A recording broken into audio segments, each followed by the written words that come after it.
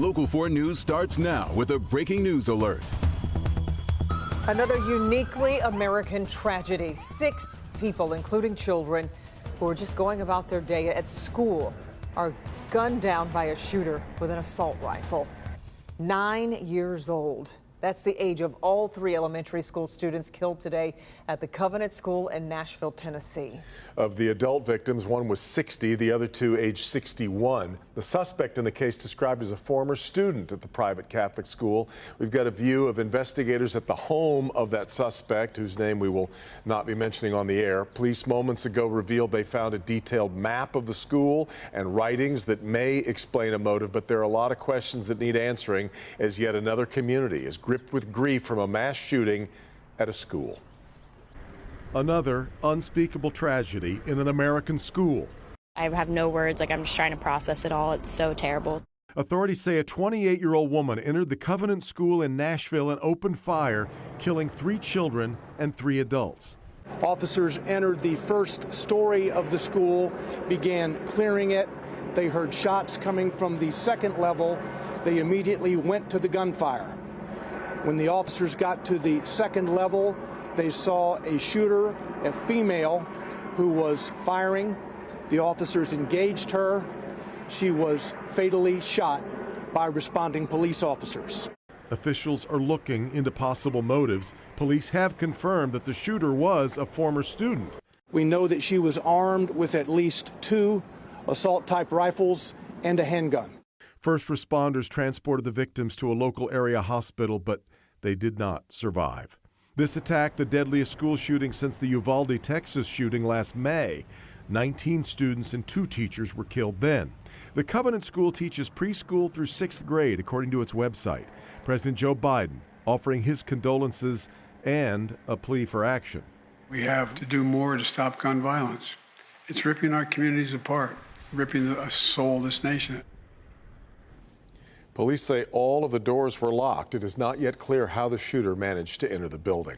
NBC Nightly News has a crew in Nashville to bring us the very latest starting here at 6:30, including more on what was found inside the suspect's home, along with a possible motive. Awful. Well, more than 400 local fast food restaurant workers are losing their jobs as a franchisee closes more than 24 Burger King restaurants. Take a look at some of the cities where BK locations are permanently closing.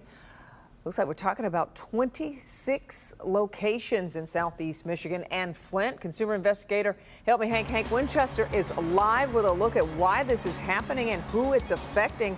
Hank, I just went to Burger King on Woodward in Royal Oak yesterday. The 4-year-old, he wanted some chicken fries and they were closed. And I thought, what in the world? Hey, you got a 40-something-year-old here that wanted a Whopper, so I feel you, right? I mean, take a look. We've seen so many people here pulling up to the drive-thru of this location on Gratiot, realizing last minute it was closed. If you take a look here inside the window, Kimberly, Devin, you'll see the cups, the straws, everything set like they're open for business, but this is just one of several locations that's closed. Unique Brown wanted a Whopper. A lot of people like Burger King. They come for the Whoppers, so I don't know why they close it. But her local BK closed for good. I'm not surprised. Every time I come here, they always out of something. I was very skeptical coming here. And it's not just this Burger King location on Gratiot that's closed. 26 other locations in Metro Detroit have either closed or will soon. And that impacts 424 employees. These closures started on St. Patrick's Day, and all those locations will be closed by April 15th. The franchise citing economic conditions and a battle with corporate. In a letter to the Michigan Department of Labor saying EYM King of Michigan will permanently cease operations in Michigan due to unforeseen business circumstances and not being able to reach a resolution with Burger King Corporation. It's like the only Burger King right here. Yeah. And I work up the street, so. Regular Burger King customers like Nate Muhammad, not surprised by this move. It's all about what you invest in the location, whoever owns this franchise building, and it's also about customer service. Back out here live, unclear right now whether the franchisee in this case is still working with BK Corporate to try to work out some sort of a deal, but the telling sign that things are not going well. Many of these locations, like the one here on Gratiot, they've already closed. You can see somebody here. They're closed, ma'am. I'm sorry. people pulling up here to the drive-thru. Many other locations will be closed by April 15th. We're live here tonight on the east side. Hank Winchester, help me, Hank. Back to you. Hank, I might have missed it, but where'd you get the Whopper? You've got a Whopper in your hand, right? Is that real? Yeah, so I went to the location. Yeah, it's real. Okay. Yeah, I went to the location over there on Lafayette, then drove over here to Gratiot. But I'll tell you what's interesting. So many people keep driving through, like this woman is right now, because this location just closed yesterday. So it took a lot of people by surprise. Yeah, that was me. Back to you. All right, Hank, appreciate it. He is totally turning in the expense on that. The United Auto Workers tonight operating under new leadership and promising a major fight with the domestic three automakers. Roughly 800 delegates and leaders from across the country are in Detroit tonight to prepare for another national contract negotiation.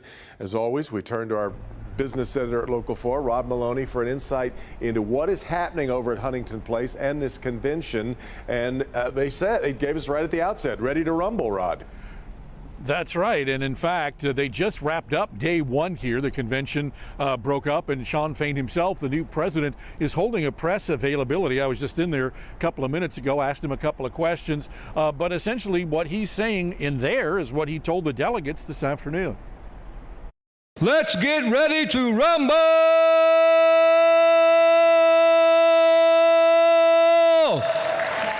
He ran on a fighter's platform in the fight he intends to bring.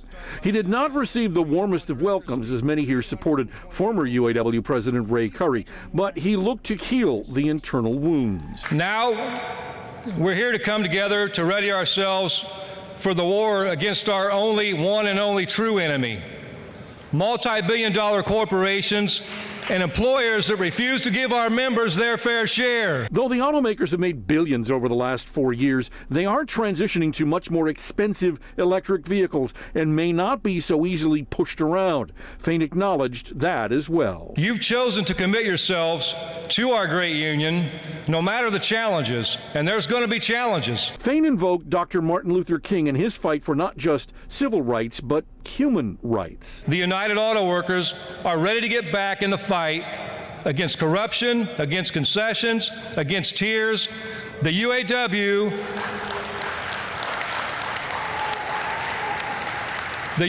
is ready to get back in the fight for good jobs, for economic justice, for our families, and for our communities.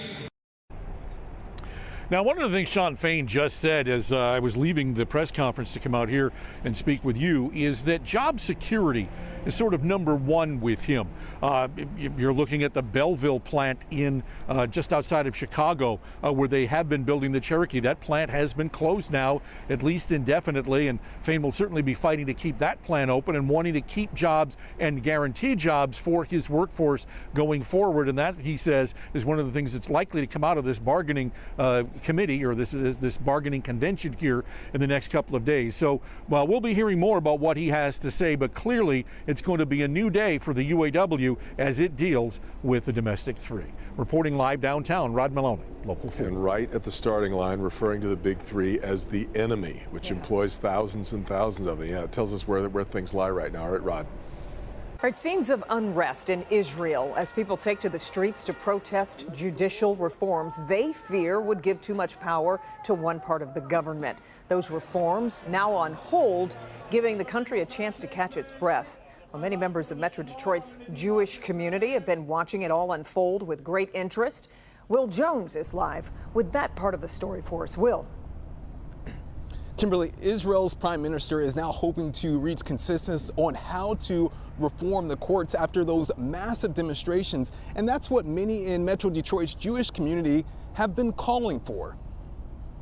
Jewish Community Relations Council AJC Executive Director Rabbi Asher Lopatin is watching closely the ongoing demonstrations in Israel against plans to overhaul the judiciary. His 2 adult children are living in the country, and he's planning a trip there. What's going on in Israel is tumultuous, but it's very healthy. Prime Minister Benjamin Netanyahu announcing today he's halting plans until the next parliament session to give the Israeli parliament, the Knesset, more control over the courts.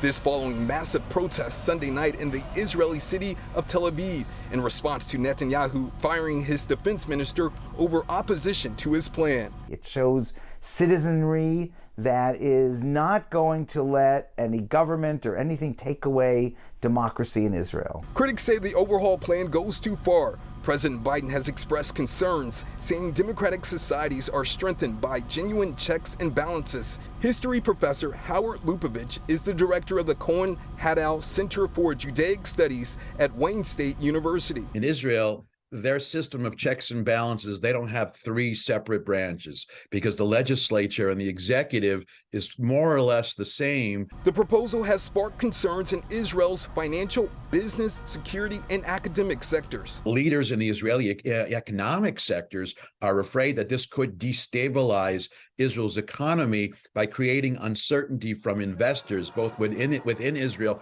and abroad.